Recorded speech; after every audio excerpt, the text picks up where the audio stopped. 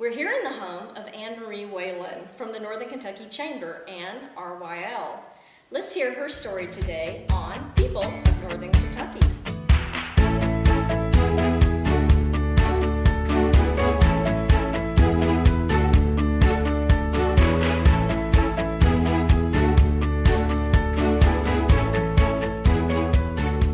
Welcome to People of Northern Kentucky, Marie. Can you tell me a little bit about where you're from and tell me a little bit about yourself and your family? Sure. I am originally from northern Ohio. I grew up in a suburb of Toledo. My brother went to UC and he encouraged me to come down this way. UC was just a little too big, so I ended up at Xavier. And then I just pretty much have never left. I lived in Cincinnati for a little bit. I worked at Xavier and then was offered the opportunity to work for the Chamber of Commerce. I met my husband. We moved, and he's from over here, so we moved back to this area. All right, so I see a lot of little shoes in your house today, so I know you have some kids, so tell me a little bit about your kids. We have 3 children. Dolan is the oldest. He's in 4th grade. He's into basketball and baseball, so we're out and about quite often with his sporting events. Ainsley is in 2nd grade, and she's more of our gymnast, our dancer. She likes to read a lot. And then we have a 4-year-old, Quinn, and she's kind of our crazy child, and she just kind of does what she wants, so we'll see where she ends up. The creative type. She's the creative type. All right.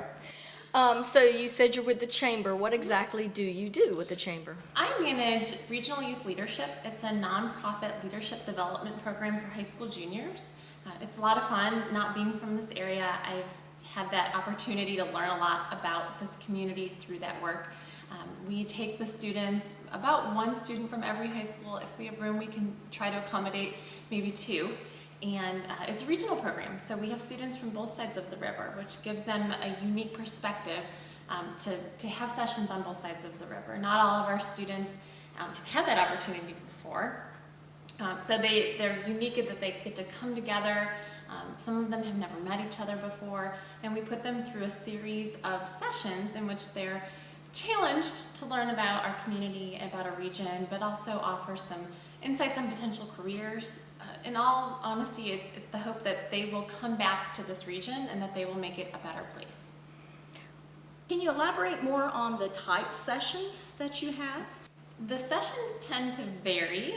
We try to cover as much as we can. So we'll start them in an outdoor leadership retreat at Camp Joy. It's kind of that first opportunity to get to know each other. We challenge them through a high ropes course. We do a lot of those team building activities so that by the time they leave that experience, we can start on a brand new platform of respect and understanding of each other.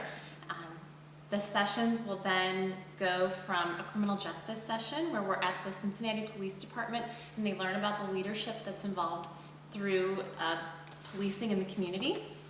And then we'll have a diversity session. That tends to vary from year to year, but it's more about learning about who they are, but also maybe some of the unconscious biases that we may have that we're not aware of. We have sessions on law. We'll do a mock trial and we'll do a mock mediation. That's kind of a big challenge for some of our students.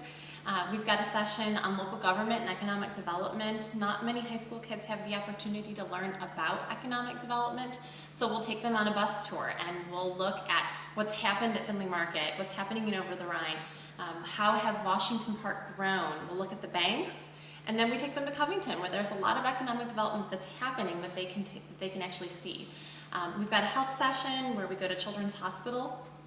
They have an opportunity to look at whether or not the access to healthcare is a right or a privilege. And we talk about different areas of healthcare, recognizing that you can be in healthcare or in administration or be an attorney. You don't have to be a doctor or a nurse. So lots of opportunities there.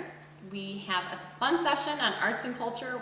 This year we were back on Washington Park and we took the streetcar up to Findlay Market. They had an opportunity to learn about the history of Findlay Market and what they do there. And then we wrap it up with our final session here in just a couple weeks on life success skills. And that is kind of our last chance to see them before we send them out into the world. And we look at skilled manufacturing. There's manufacturing shortage in our region, and so we talk about careers that are available. We talk about how it's clean. We look at maybe engineering opportunities. We invite local business professionals and community members to come in and network with the class. They have an opportunity to practice their networking skills, practice their elevator pitch in a safe environment, in the hopes that maybe someday they'll be able to reach out to those individuals again for professional contacts, for mentoring. You just never know what's going to come of this program. Talking about before you send on your students, do you ever have any of those students come back to you and tell you what their experience was like and how it helped them? We do, and I think that that's one of the best parts of the work. This program has been around for about 22 years now, and so many of our students are in the business community. We actually have had a few of them come back and they volunteer on sessions, and they talk about how something that they learned in our program helps set them on the path for the career that they're in now. For many of them, maybe it was the health session and it helped them to recognize that they might want to be a doctor or a nurse. Or maybe they had thought that that was the path that they wanted, but that health session changed their mind, and maybe they picked something different after that experience. Well, is there anything else that you do out in the community other than RYL? Well, my children take up a lot of time. Yes. So that tends to be where most of my time is spent. But I'm involved in their school a lot. I'm on the Parents Advisory Council. I try to volunteer every other week in the lunchroom just to see the kids. And that's something small that I can do for the school. I'm also involved in a program called LeaderCast, Northern Kentucky.